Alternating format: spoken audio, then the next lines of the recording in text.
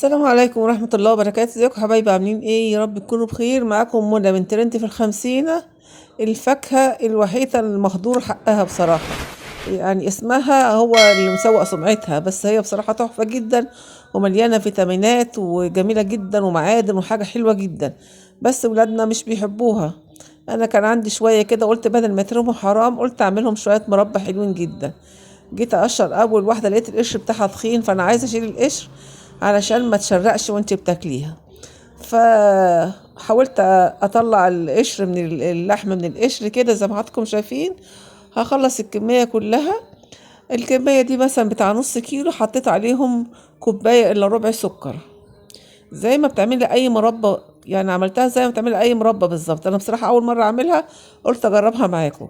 حطيت عليها نص كوبايه سكر على النص كيلو كاكا، وسبتهم من بالليل للصبح كده في التلاجة لحد ما طلعت ميه كتيره كده. حطيتهم على البوتاجاز، اول ما غليت غلوه، هي بتاخدش وقت على البوتاجاز خالص.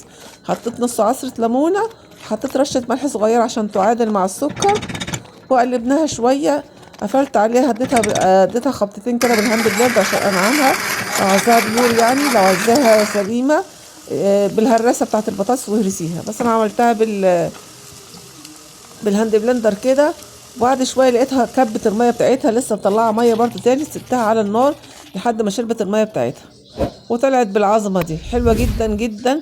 عيالك لو عملتها لهم مش هيعرفوا ان دي مربى كاكا، بدل ما هما اللي مش عايزين ياكلوها ناكلها لهم غصب عنهم.